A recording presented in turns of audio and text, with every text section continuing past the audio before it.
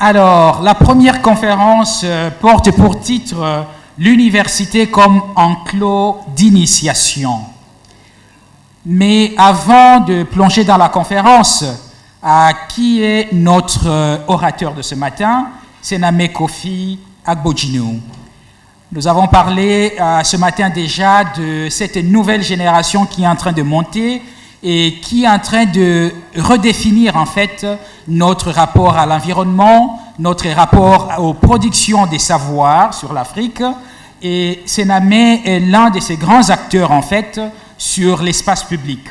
Il est architecte, anthropologue, chercheur indépendant et entrepreneur social qui est né au Togo, à Lomé, en 1980. Il a complété ses études en mathématiques à Lomé d'abord, avant de les poursuivre en France, notamment à l'École spéciale d'architecture, à l'École nationale supérieure d'architecture de Paris, la Villette, ainsi qu'à l'École des hautes études en sciences sociales. Déjà en 2010, c'est-à-dire il y a 15 ans, Sename va fonder l'Africaine d'architecture, une plateforme qui est dédiée à la réflexion et à l'expérimentation en architecture contemporaine africaine. Cette initiative qu'il ouvre vise à explorer les potentialités d'un urbanisme enraciné dans les pratiques traditionnelles africaines et les ressources locales, tout en intégrant des approches tout à fait modernes. En 2012, Sename fonde les WOLAB à Lomé, qui est un laboratoire de fabrication passionnant, dédié au développement des projets innovants liés à la technologie et au recyclage de déchets électroniques. Ces laboratoires accueillent, forment avec soin et soutiennent plusieurs startups tout en s'engageant activement sur des questions cruciales de gestion des déchets électroniques au Togo. Parmi les initiatives inspirantes des WOLAB figurent les WAFET, une imprimante 3D fabriquée à partir des déchets électroniques, qui a eu l'honneur de recevoir les prestigieux prix Global Fab Award à Barcelone en 2024. Il va lancer également le projet Hub City, concentré sur le développement urbain et la ville intelligente en Afrique, afin de concilier modernité et patrimoine local. Alors, ces travaux mettent en lumière certainement cette intégration des pratiques et des savoir-faire locaux dans une architecture et une technologie moderne. Il insiste surtout sur la nécessité de repenser l'urbanisme africain en s'appuyant sur des modèles vernaculaires, ce qui offre une belle occasion de relever les défis de la croissance urbaine tout en connectant la ville à la nature. Nous allons passer la parole à notre orateur et Sarah et moi-même, nous allons co-animer l'échange, la discussion qui va suivre après. Je passerai la parole certainement à Sarah, qui sera presque comme la répondante, qui va analyser les discours et nous permettre d'entrer dans la conversation et le débat avec notre orateur. Monsieur Sename, s'il vous plaît, vous pouvez prendre la place. Bienvenue.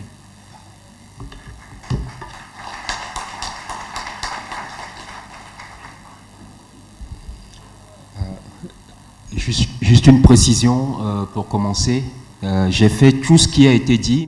Je suis professeur nulle part, en tout cas nulle part d'institutionnel. Et vous verrez, l'institution est tout le sujet de ma communication. Donc je vous remercie pour cette invitation dont je viens d'identifier enfin l'origine.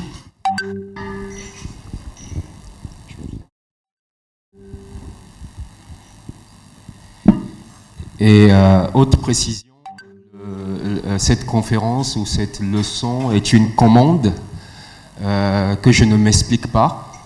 Certainement que mon expression a dû dépasser mon esprit et une fois j'ai dû mobiliser les deux termes enclos d'initiation et université sans les prudences de rigueur et me voilà sommé en quelque sorte de m'expliquer.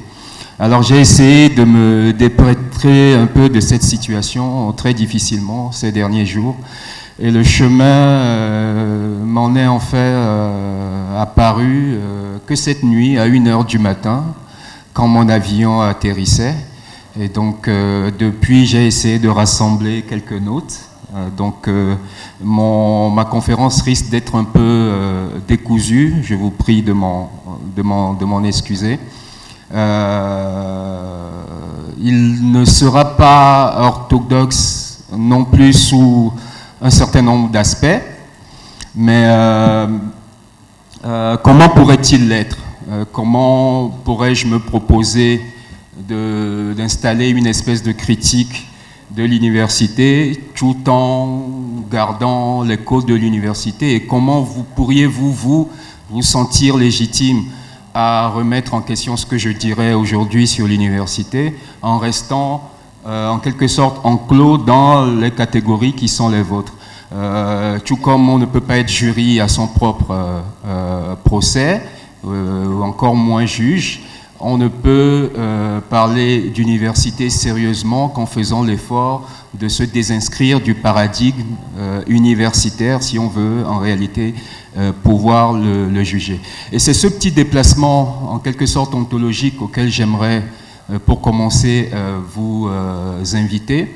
C'est Thomas Kuhn qui est le grand philosophe des paradigmes et des sciences qui disait que on a tendance souvent à penser que le processus scientifique est cumulatif, mais qu'en réalité les sciences n'évoluent que par renversement, c'est-à-dire qu'il y a une science qui émerge, qui subjugue l'ancienne et qui la remplace.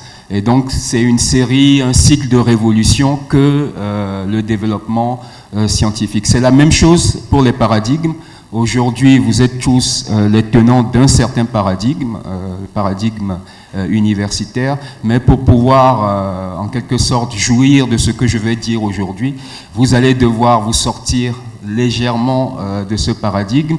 Et heureusement, Thomas Kuhn dit que entre deux paradigmes, entre deux sciences, en quelque sorte, il y a une espèce d'interrègne, petite période intermédiaire qu'il appelle, lui, les périodes de crise, qui sont des moments où il n'y a plus de paradigme. Et donc, on peut juger sans crainte d'être, en quelque sorte, mu par des préjugés ou des présupposés. Et donc, nous allons considérer que nous sommes, pour le temps de cette présentation, en crise, et je vais vous demander de retenir un peu votre souffle épistémologique pour pouvoir, encore une fois, complètement rentrer dans la substance de ce que je vais vous partager. Donc, il s'agit de traiter d'enclos d'initiation et d'université. Alors, Odile Journet, qui était anthropologue, mais surtout ma prof à l'école des hautes études en sciences sociales, grande spécialiste des Diola, donc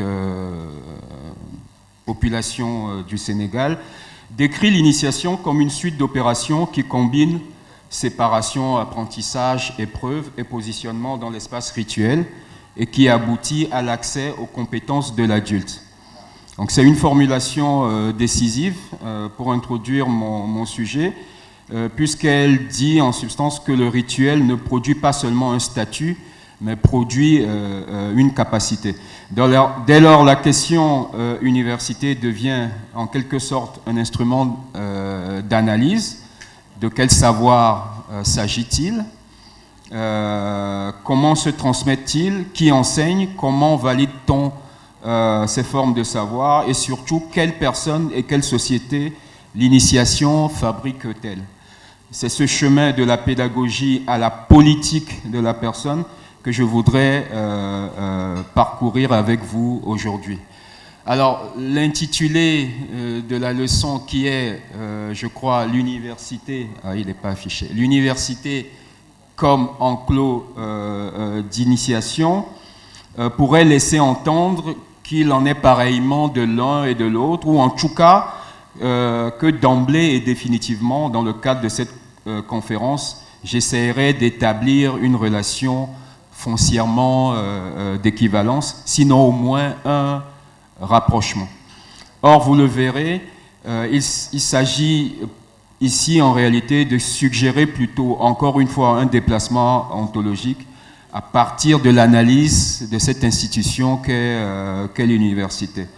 Et pour finir, vous verrez que je vais même arriver à quelque chose de très contrastif en réalité entre l'université et l'enclos d'initiation. Mais je vais quand même sacrifier au tout début à ce qui s'entend, c'est-à-dire la comparaison entre les deux, et je vais le faire très rapidement en vous lisant mes notes, ce que je n'ai pas l'habitude de faire, donc vous excuserez ma maladresse. Alors, qu'est-ce que c'est qu'un enclos d'initiation pour commencer, parce qu'il faut bien définir la chose. Quelqu'un m'a avoué tout à l'heure qu'elle ne connaissait pas ce terme. Donc l'enclos d'initiation, encore appelé enclos initiatique, désigne généralement des espaces rituels, parfois clôturés, mais pas forcément. Donc par enclos, n'imaginez pas une clôture matérielle, c'est plutôt une espèce de lieu, pour ne pas dire d'espace réservé. Mais quand c'est clôturé, on n'est pas dans la monumentalité de l'université. Hein. C'est de la paillasse, c'est des haies, au plus des murs en bacco ou de la lisière de forêt. Donc ces lieux sont utilisés pour des rites de passage, donc d'enfance à jeunesse, de jeunesse à l'âge adulte, dans plusieurs sociétés, essentiellement des sociétés d'Afrique de l'Ouest. Alors, qu'est-ce qu'on y fait? Il semblerait qu'on y marque très fortement un passage social. C'est le lieu du changement du statut. Il semble aussi qu'on y acquiert un certain nombre de savoirs à travers des récits, des généalogies, des règles de vie qui sont transmises, des codes moraux, de l'aptitude à gérer des conflits. On n'y forme pas que l'intellect, visiblement, puisque on apprend aussi l'endurance du corps. Et parfois, il y a même des épreuves un peu symboliques qui sont censées travailler l'esprit et le contrôle sur soi. Ceux qui sortent des enclos d'initiation semblent être renforcés du point de vue de l'identité de groupe. Donc il y a une capacité, semble-t-il, de ce dispositif à faire corps sur la collectivité qui est recluse. Donc d'autres éléments qui permettent de cerner l'enclos d'initiation, j'y reviendrai plus en détail. Souvent c'est un espace forestier. Donc l'enclos est un enclos hors du village. L'entrée ou les lisières sont très contrôlées. Il y a beaucoup de seuils, dont des zones d'interdiction, ou en tout cas beaucoup de seuils à passer qui sont ritualisés. Les architectures sont des architectures, comme je vous l'ai dit, de l'invisible. Donc ça va être juste des fois une plantation d'arbres ou des haies. Voilà, donc pour essayer de vous définir ce que c'est qu'un enclos d'initiation. Il y a déjà là quand même un certain nombre de faisceaux d'indices qui laisseraient entendre qu'il s'agit là de ce que Cartry par exemple va appeler des écoles de brousse. Celui qui saute franchement le pas, ça va être Amadou Ampateba, auteur pivot sur les pédagogies initiatiques dans l'imaginaire donc ouest-africain. Alors, si vous ne voulez pas, comme je le fais très hasardeusement, utiliser le terme d'université accolé à l'enclos d'initiation, bah, j'ai cherché pour vous, j'ai demandé à ChatGPT qu'est-ce qu'on pouvait mobiliser comme alternative. Et ChatGPT propose de parler plutôt de haut lieu de savoir, d'institutions de formation à la certification sociale ou de dispositifs d'enseignement supérieur endogènes. Mais il m'a bien prévenu que ce serait vraiment très hasardeux et à mes risques et dépens si je continuais à parler d'université. Donc, il semble qu'il y ait une espèce de prudence conceptuelle à mobiliser. Je la reprends volontiers à mon compte. Et l'analogie que je vais poursuivre tout à l'heure sera plutôt une analogie fonctionnelle, plus que quelque implication que ce soit d'une identité similaire qui serait institutionnelle.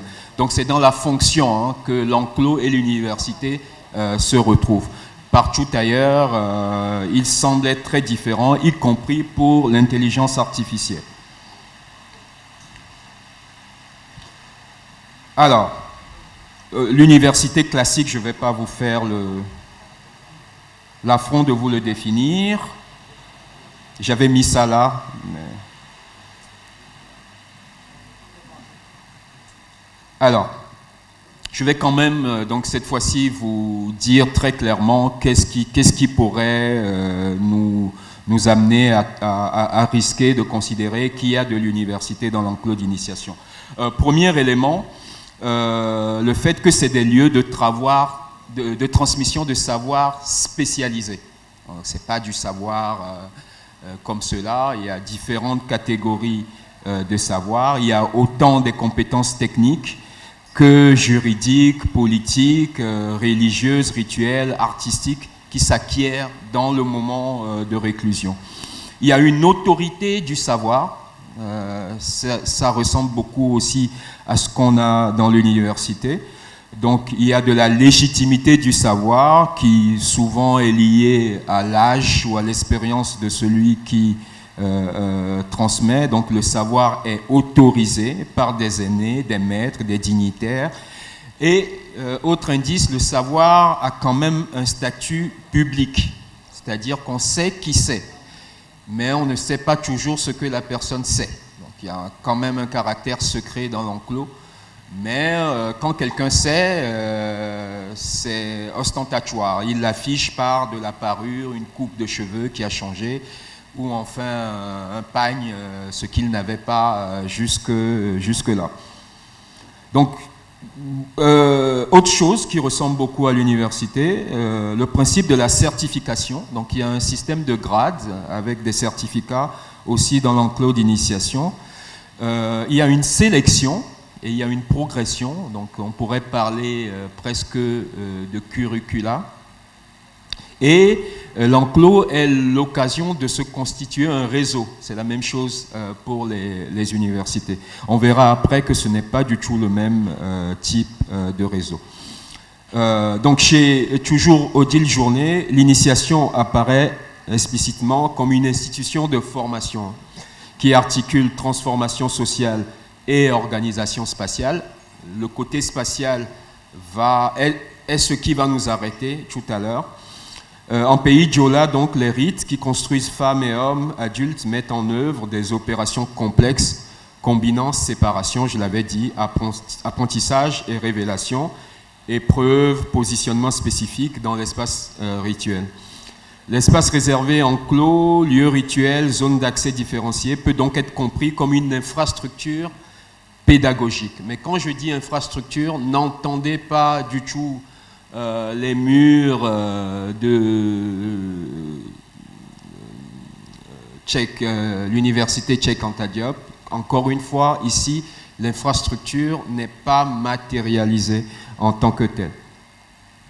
Donc, restons, j'ai plein de références, mais je vais vous en faire, je vais vous les épargner, et arriver directement donc à la question de l'espace, ce qui me semble le plus important à communiquer. Donc, jusqu'ici, je partais d'un certain nombre d'éléments qui rapprochaient les deux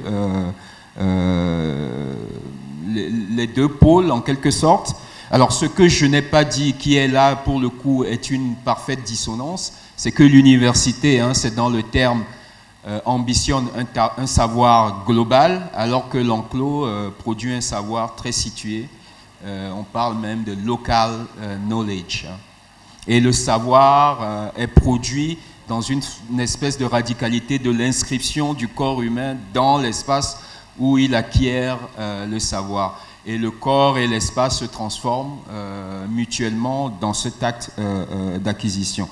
Mais donc je voulais parler d'espace, et là je vais le faire en mobilisant Michel Cartry, qui est anthropologue aussi, français, enfin qui était, puisqu'il est décédé. Michel Cartry est un peu le père de ce qu'on appelle en anthropologie le mouvement des comparationnistes. Il compare plusieurs sociétés, ce qui n'était pas bien vu jusqu'à lui.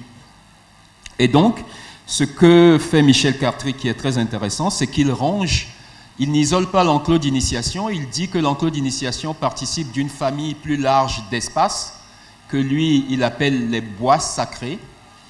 Et dans cette famille, il y a deux catégories. Il y a l'enclos d'initiation dont je vous ai beaucoup parlé, mais il y a aussi la forêt sacrée, ou le bosquet sacré. Et ce qu'il y a d'intéressant, c'est que Cartry explique que l'enclos d'initiation est toujours ou généralement en forêt, donc dans l'espace de la brousse ou dans l'espace sauvage, et il recrée symboliquement la société de l'homme dans le sauvage. Et ces sociétés qui ont des enclos d'initiation dans le sauvage ont aussi des forêts sacrées, et la forêt sacrée, c'est un espace qu'on patrimonialise en quelque sorte, qui est réservé, où il y a des interdictions de prélever, on ne peut pas faire le feu par exemple, donc des espaces qui semblent vouloir performer la nature sauvage intacte, et ces espaces-là par contre sont près du domestique. Donc l'initiation a cela de très différent de l'université ou l'enclos d'initiation, qu'il est, semble-t-il, un dispositif pour recréer du domestique dans le sauvage, en miroir avec du sauvage très près du domestique. Et c'est là où je voudrais vraiment que nous nous arrêtions, parce que je pense qu'on tient là quelque chose de fondamental qui distingue l'enclos d'initiation de l'université, que si l'université saisit, pourrait la civiliser en quelque sorte. De quoi il s'agit? Pour vous expliquer cela, je vais vous faire une espèce de contre-histoire de la modernité, en partant du postulat que ce que nous appelons la pensée moderne, en réalité, a un fondamental, c'est le naturalisme. Qu'est-ce que c'est que le naturalisme? C'est cette idée saugrenue que l'homme européen a eue, qu'il pouvait se séparer de la nature. C'est complètement contre-intuitif pour n'importe quel autre humain sur la planète. C'est une révolution conceptuelle qui est apparue en Europe. Alors ça s'expliquait par une situation particulière de l'homme européen qu'il était sous le poids de plusieurs contraintes et que les philosophes ont donc voulu l'émanciper. Et pour modéliser en quelque sorte ce qui contraignait l'homme européen, il y a eu une espèce de glissement métaphysique qui fait que le penseur européen a considéré qu'en réalité, ce qui contraignait l'homme, c'était l'organique. C'était tout ce qui était incontrôlable, tout ce qui était sauvage, tout ce qui était naturel. Et donc il y a une pensée très subtile qui va se mettre en place en Europe, dont le fondamental est que l'homme doit se séparer de la nature pour se réaliser pleinement en tant qu'homme, c'est-à-dire libéré de toute contrainte qui est une contrainte du dehors de lui. Donc, il y a la nature, certes, dont il faut se séparer, et c'est cet acte de retrait par rapport à la nature qui produit la civilisation, qui fait que l'homme réserve son espace et décide d'y mettre ses lois à lui et ne plus dépendre de lois qu'il ne contrôle pas. Mais après la nature, il y a encore quelque chose qui ressemble à de l'arbitraire organique, c'est le groupe, c'est le social. Et donc tant que tu restes en groupe, tu n'es pas encore complètement libéré, tu n'es pas encore complètement émancipé du point de vue du métaphysicien européen. Il faut aussi que tu t'extrais du groupe. Je ne vous fais pas dans le détail, mais donc après le naturalisme, on va théoriser l'individualisme, mais sur le même modèle que la nature. Il en était du lien en quelque sorte, comme de la liane. Et ce mouvement d'extraction second, qui est l'individualisme, va être beaucoup justifié par l'économie, parce qu'évidemment, du moment où tu te sépares de la nature, tu peux voir dans la nature des utilités. Tu peux imaginer que tu mets la nature en ressources, ce qui n'est pas envisageable pour quelqu'un qui se croit en parenté avec la nature, ce qui est le cas de beaucoup de sociétés traditionnelles. Et donc, ils ont une relation dans l'utilisation de la nature qui est beaucoup plus mitigée. Mais quand tu te sépares du groupe, tu peux aussi commencer à envisager que tu fais du profit de ton homologue humain.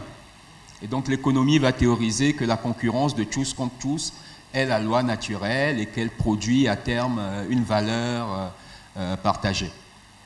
Et parce que je n'ai pas le temps, je vous saute les médiations, mais j'aimerais que vous envisagiez que le plus loin qu'on pousse cette réflexion, et le penseur européen l'avait poussé jusque-là, il faudrait imaginer qu'il y a un dernier bastion d'organicité dont l'homme doit s'émanciper ou duquel l'homme doit s'abstraire pour qu'il soit complètement achevé comme humain.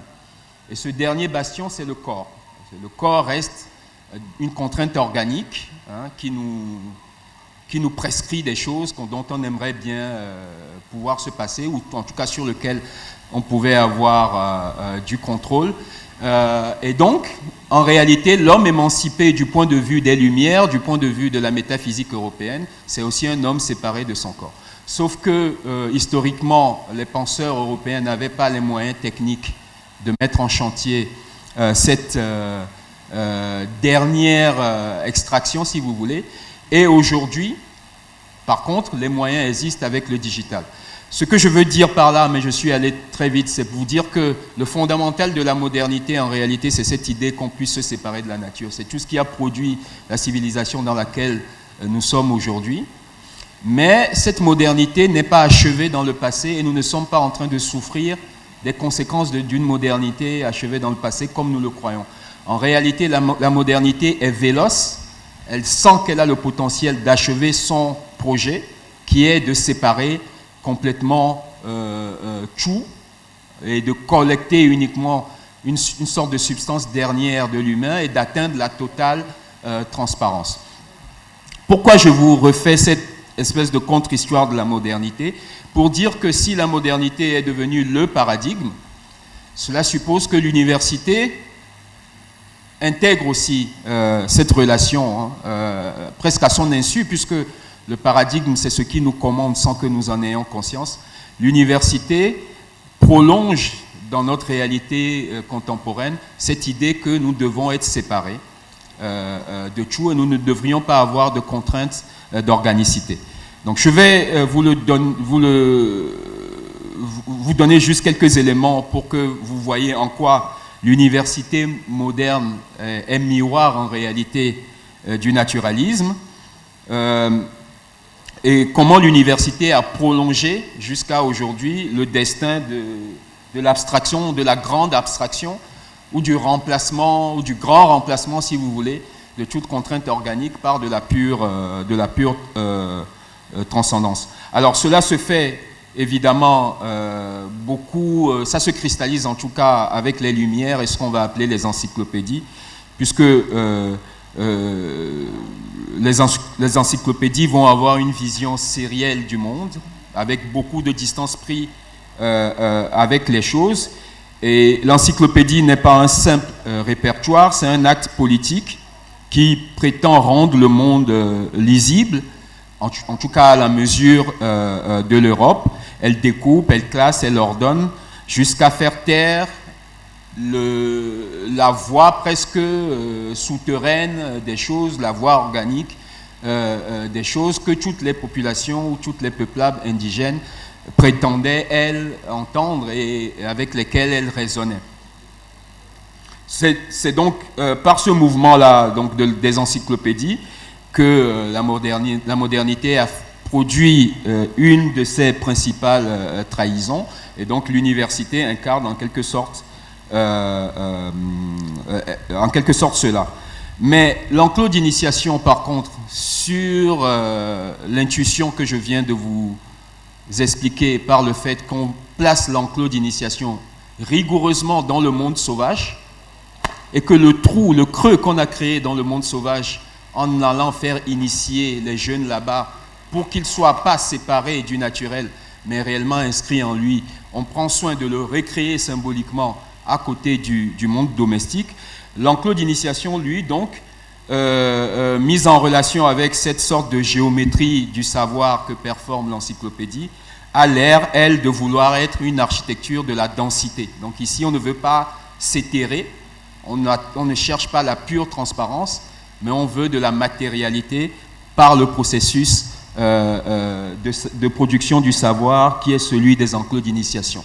Donc il y a une relation différente dans les deux catégories au savoir. Donc l'enclos ne sépare pas, il relie, il ne clarifie pas, il épaissit, d'où l'importance du secret dans cette forme particulière d'enseignement. Il ne classe pas, il n'est pas sériel comme l'université, il réintègre.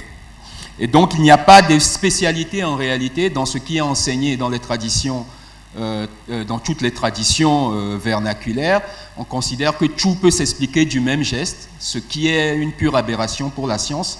Et les scientifiques sont des experts universitaires, je veux dire, de leur domaine, et la plupart du temps évitent de regarder ce que l'autre fait, parce qu'en réalité, quand vous vous mettrez à regarder ce que les autres disciplines font, vous vous rendrez compte que votre propre science bug. Vous ne pouvez performer qu'en ayant des œillères et en restant dans votre discipline.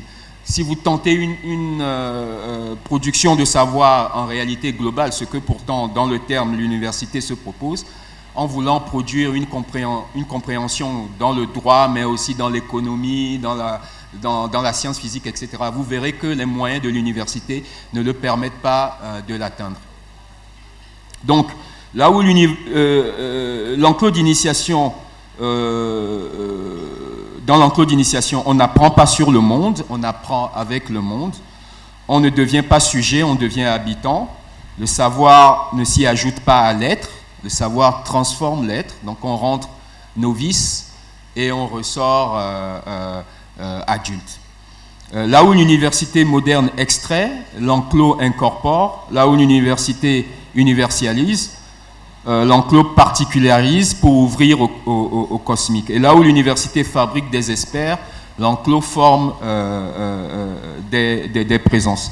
Donc j'ai plein de citations donc, de Youssouf Tata Cissé, de Nego Bisbo, de Cartry bien sûr, mais je vais, parce que je pense que j'ai beaucoup avancé sur le temps, laisser tomber tout cela et arriver à une espèce de conclusion. Donc ce à quoi, en fait, cette provocation que j'ai faite aujourd'hui, son objectif, ou l'objectif caché, c'était une espèce d'appel à la désobéissance ontologique qui ne vaut que ce que ça vaut. Hein. Vous êtes tout à fait libre au sortir de ce moment de rencontre de reprendre vos œillères et de, et de continuer.